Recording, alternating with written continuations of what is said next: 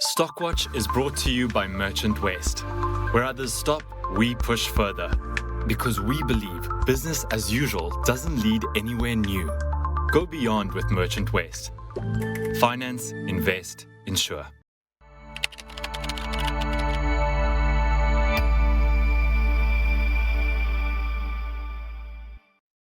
You're watching Stockwatch. This week. I'm Zinati Guma, and joining me to unpack your stock-related questions today via Zoom are Chantal, Marx from FNB Wealth and Investments and Alex Duys from Umthombo Wealth. Be sure to send your questions through via email to stockwatch@bdtv.co.za, via SMS on 41392 or on X at Business Day TV using the hashtag Stockwatch. Thank you so much for your time, Chantal and Alex. Let's actually get straight to the questions. Of course, a lot of people have been raving about FirstRand after they released their results. Someone actually picked it as a stock pick yesterday. Chantal, just starting off with you, does it seem like the markets have kind of brushed off what is happening in the UK on FirstRand? So I think that from what we understand, it's more or less behind the bank now. So the outcome of the UK Supreme Court of Appeal was actually not as bad as it could have been. Now we are looking at remedial action, so possible redress action. But because of the outcome of the appeal, it does seem as if that remedial action will be funded. We did see FirstRand take an additional provision in order to address this, but we don't know what it's going to be yet. What we do know is it's not as bad as it could have been, and I think that in itself is really good news. Yeah, not as bad. Of course, they've now, I guess, basically front-loaded this kind of situation, and obviously with these provisions. Do you think maybe, Alex, investors could be thinking that maybe some of that could be unwound if it is not as bad? Look, I think it's more about that there's a bit more certainty now. Some of the real fat tail risks are not really on the table now. Yeah. And I think also operationally the results were very, very good for FirstRand. Actually exceptional performance. And I think perhaps if you look at the Q&A and so on, there's so many questions about happening about the UK that perhaps took away some of the shine they had on the core business. And I think there's more to come as well. So for us, the valuation seems quite compelling at the moment. But obviously there is that risk is still not sorted out. But I think on a balance of probabilities, we are quite in favor of FirstRand at the moment. All right. What about ABSA? And I remember, Chantal, there was a time in which a lot of people were picking ABSA because it was so cheap. And I feel like because ABSA was basically the underperformer, but I feel like that kind of maybe a little bit of the negative sentiment has rubbed off on Nedbank at this point. So ABSA as it stands, and particularly with the leadership changes that we've seen? Yeah, I think with ABSA, there was a crisis of leadership for quite some time. We saw very high turnover at the top, and I think that made investors nervous because ABSA has also been in a situation where they really need to reposition and entrench themselves within the retail banking space. There's a lot of competitive pressure in corporate as well, and then they have this Africa focus that can add an element to volatility, but can potentially be a really big growth lever for them. So with the very cheap valuation, it was very compelling, but one of the main risks were execution on all of those strategies given the instability at the top. Now, we've seen a lot of movement at the top more recently, a lot of competitor bank individuals entering the fray into ABSA, and I think that hopefully that solidifies a leadership team that can be around for the next decade or two and actually execute on the things that they've been wanting to execute on for quite some time. Alex, yeah, because a lot of people are very bullish on the banking sector. Would you be including ABSA in that as much as, yes, I feel like you do favor FirstRand a lot? Yes, I mean, ABSA and Standard Bank has got excellent Africa prospects as well. I mean, they've got very sizable businesses there. And I think regarding ABSA, perhaps not given enough credit for what the business they've built in Africa thus far. So the valuation which is very compelling.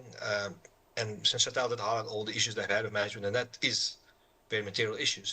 But if they do have some stability and we see a bit of improvement in the retail side of the business, combined with Africa, I actually think ABSA is quite a compelling, not only short, but even a medium-term type of investment case. So I certainly do like ABSA. It's not the same quality as FirstRand, but it does offer you very attractive potential returns. Yeah, all right. Well, still sticking to financial services, there's a question on Sanlam as well. And I think they released their results this week as well.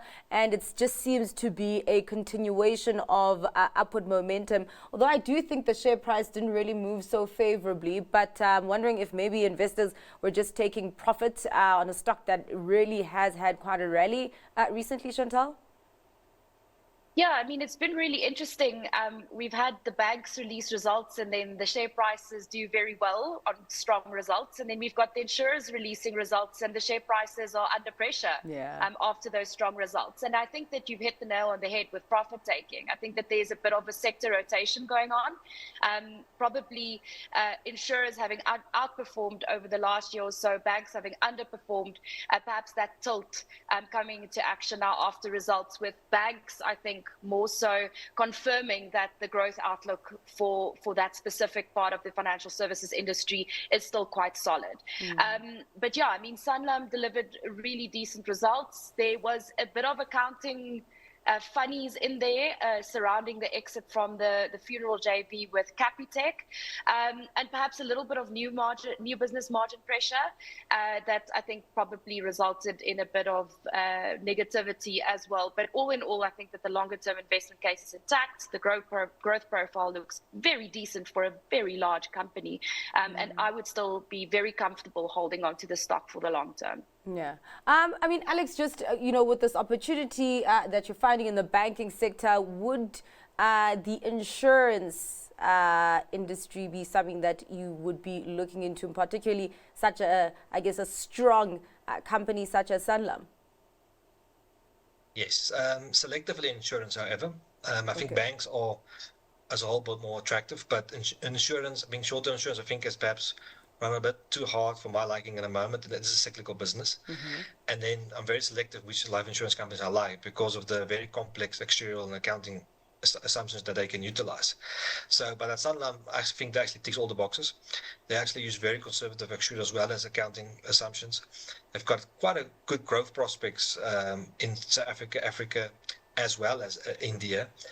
And I think the stock is trading at attractive valuation levels. I mean, all of the earnings is backed by cash, and they've done quite a lot of business initiatives over the last couple of years. ASAPOL, for example, they've done a deal with asset management and ABSA 91 now busy, and these are currently a little bit dilutive in the short term, but should be leading to higher ROEs and returns in the medium to long term. So yes, I think this current pullback is opportunity, and it's done well, but I think it will continue to do well going forward.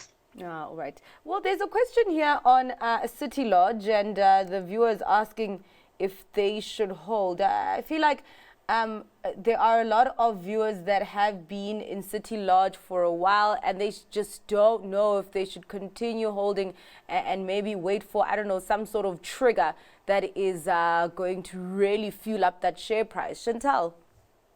Yeah, I mean, even me, within the small and mid-cap space, City Lodge has been a company that I've really liked, and the share price just hasn't given me what I would have expected it to give me. And I think that it's probably a function of just general nervousness and caution around the small and mid-cap space in South Africa, the economic growth outlook having been pared back slightly, and then some of the very specific issues in terms of City Lodge's market positioning. We have seen occupancies pick up post-COVID quite nicely, but I mean, it's still at around about the 60, 59, 58% level. So that capacity is still there. And I think that it's the capacity there that excites me, because I think once you are at a point where they are now and you see tiny improvements in occupancy rates, those actually just filter straight through to the bottom line. I like the fact that they've diversified their business into food and beverage. I also think that adds to the appeal of their offering. And I think their refurbishment program is very exciting. The new the newly refurbished hotels look really, really great. They're very modern.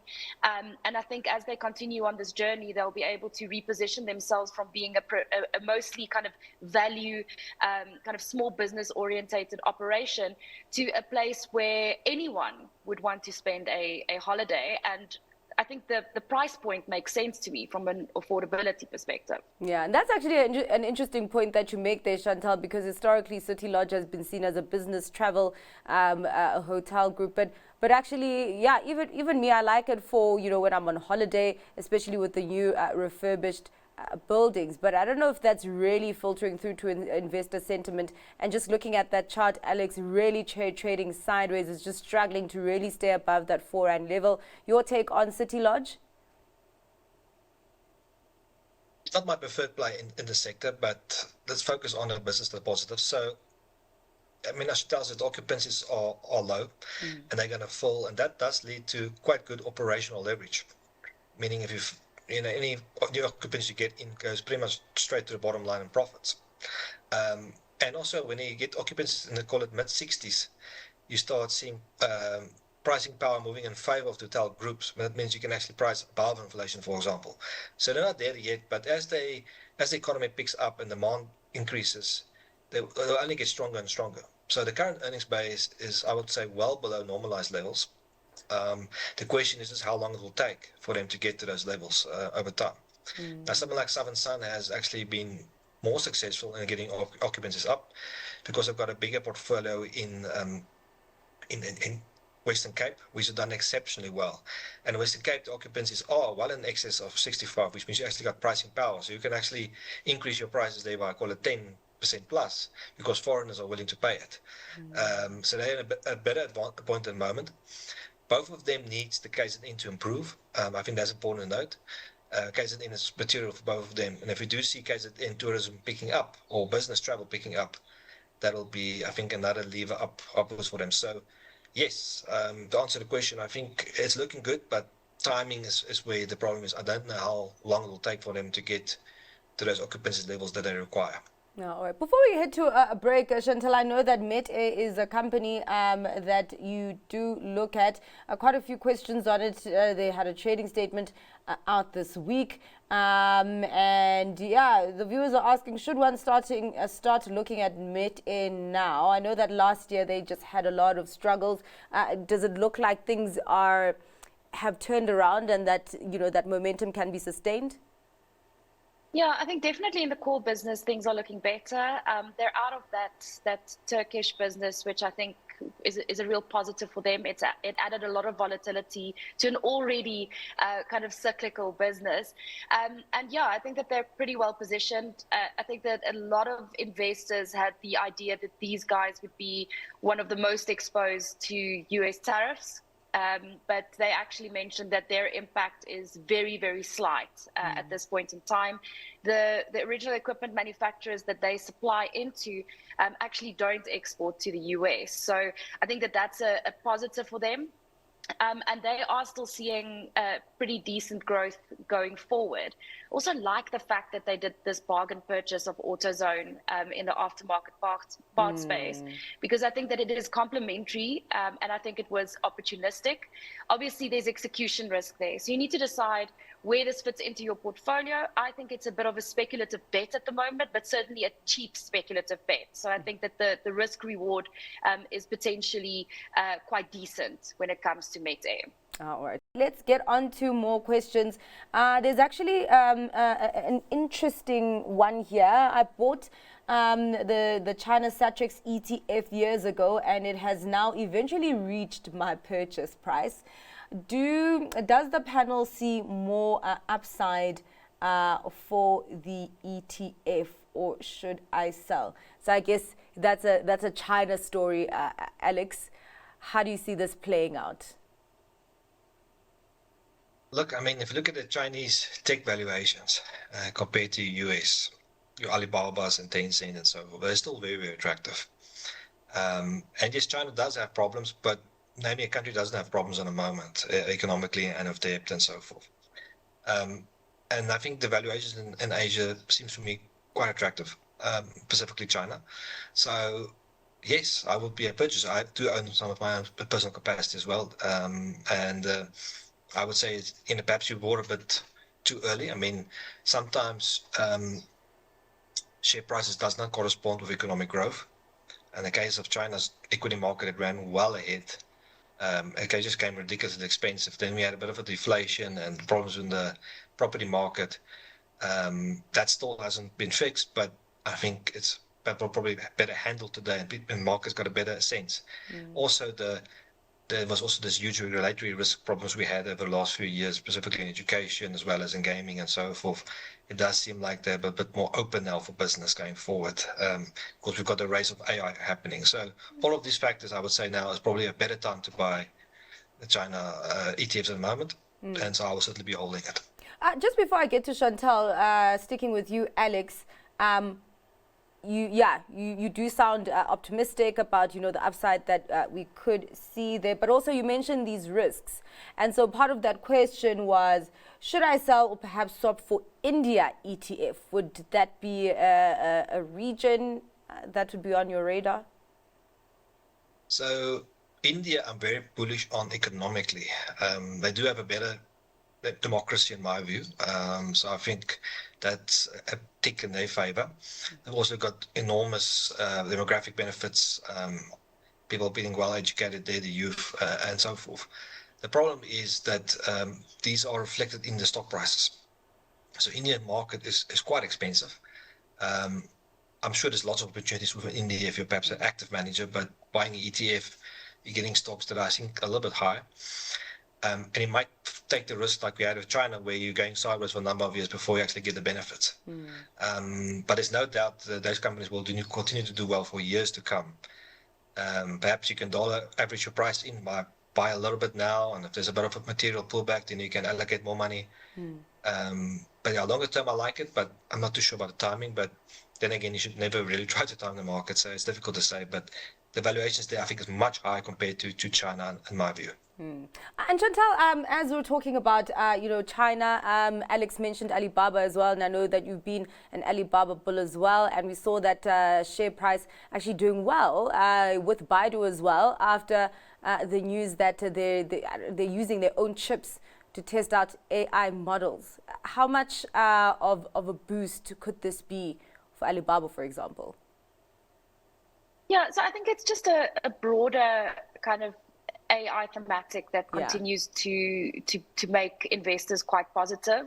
So when you start seeing developments like this, it does tell you that the risk in terms of US tech is perhaps fading somewhat.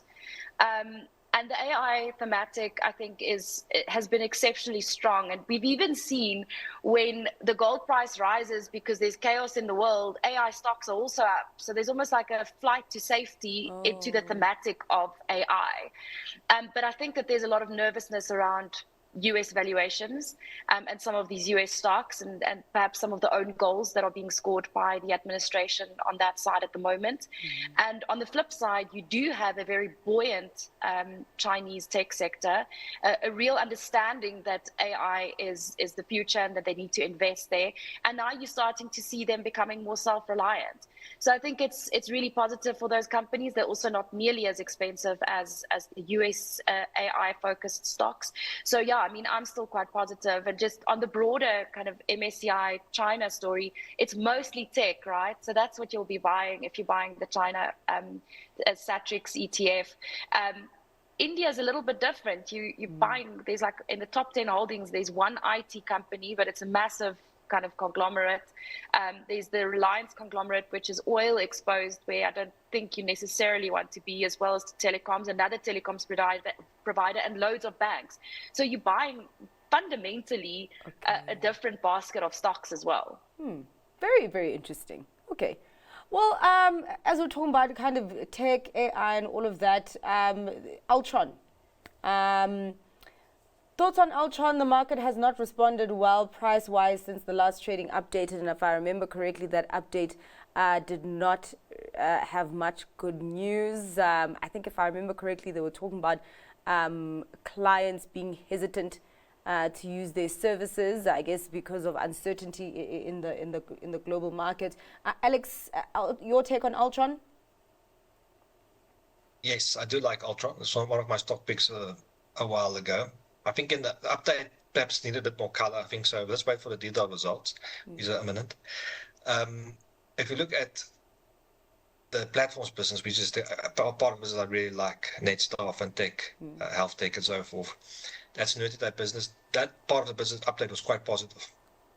They're doing pretty much double-digit growth there. They've also changed the accounting policy there, meaning that if your tracker in your car is now going to be depreciated over a longer period of time. So that will boost earnings growth going forward and ROEs.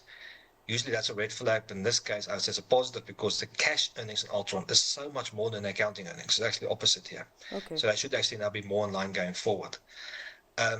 Where the problem is at the moment is in the ICT side of the business. And we've seen it with capital appreciations update. We saw it with Roynet. That part of the business sector in the economy is really struggling. Companies are simply not investing in big IT projects in the moment. As a result, these people are sitting on a bench. And it's pretty much a wait and see approach. There's probably more pain to come before things get better there. And I think that's where I'm going to get more color on the next set of results.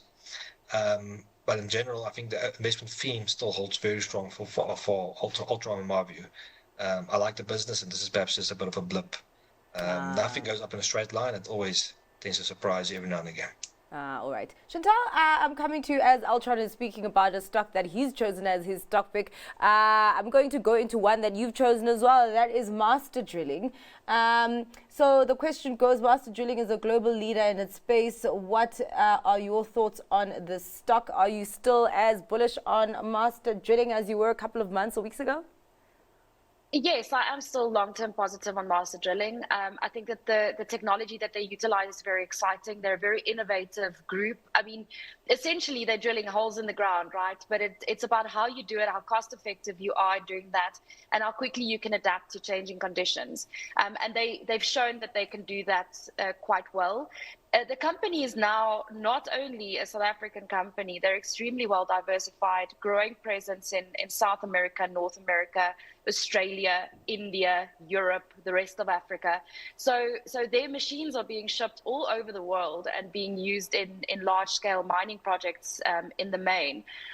On the mining investment side of things, I think that there's been chronic underinvestment in exploration, development, and new mines generally. So over the very long term, I think that you will still have a massive use case for what these guys are doing. They're also focusing on improving their offering in open cast mining, which I think we'll see a lot more of in future. And the stock is incredibly cheap. They continue to grow profits. They pay a reasonably healthy dividend, very conservatively managed. So yeah, I'm still quite positive on Master Drilling longer term. Awesome. Other stocks that you are positive on, your stock picks for today. Alex, where are you finding value? So I'm actually currently looking at the Hoskin Consolidated as an idea, but within Hoskin, you get a business called Frontier Transport. And one of their biggest businesses is the Golden Arrow buses. Now, they're in the process of converting a lot of these diesel buses into electric buses. Now, end of this calendar year, they're going to have about 120 of those buses running. Now, the cost of running these buses compared to a diesel bus is substantially lower, as well as the maintenance of it could also be substantially lower. The only negative is, of course, its upfront cost a little bit higher, but they did get a very good deal of it. Now, the plan is that they're going to do about 60 of these buses per year, and it'll take them quite a while to actually do the whole fleet. But as this happens, you're going to see major savings on the cost. And I think it's not appreciated by the market. This stock is incredibly attractively valued. Dividend yield of pretty much close to 10%. It makes lots of cash. Yes, they're going a bit of a capex cycle, but I think after that, the earnings growth is going to surprise the market.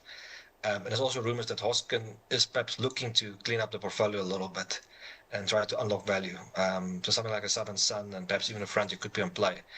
And that means that more institutional investors could potentially buy it at the later stage. And I think that's one of the main reasons why the stock is struggling at the moment, because there's lack of liquidity available for big investors. So that could change. But overall, I like the theme, and I think it's not one that's discussed often on the show. All right. Very interesting. Chantal, where are you finding opportunity today? Yeah, so an area of the market that I've been seeing value in for the last few weeks has been the software services side, particularly in the US. The big software services guys, so Adobe, ServiceNow, Salesforce, these companies have come under so much pressure from a share price perspective, not having benefited at all from the AI thematic, and instead being viewed as possibly being replaced easily because of the AI story. But the reality is that these companies are in their own right investing in their AI capability and tools. They own huge amounts of data, which I think is a competitive advantage in this space. And they have a very loyal client base where these offerings and systems are entrenched within the way that these companies are doing business. So today I'm going to pick Adobe. They released results overnight. They were really good results. And the share price was not up 20% like it would have been if NVIDIA released really good results. The share price was up by 2%. The stock still trades on a 14 times forward PE, which is exceptionally cheap for a tech stock in the US. And you can buy Adobe on the JSE using the FNB listed ETF. So you can buy it locally or you can buy it internationally. But I think it's just a compelling value opportunity at the moment. All right. Well, thank you so much for your time, Chantal and Alex. Really, really appreciate your analysis and making us smarter today. Well, thanks to my guests, Alex Duys from Umthombo Wealth and Chantal Marx from FNB Wealth and Investments. Do remember that Stockwatch pre-records on a Monday and Wednesday at 1 p.m. and is live at 6:30 p.m. on a Tuesday and Thursday, while Stockwatch this week is live at 12:30 p.m. on Fridays. Keep that in mind and keep your questions coming. For now, that's all from Stockwatch this week, but do stay tuned for lots more coming up right here on Business Day TV.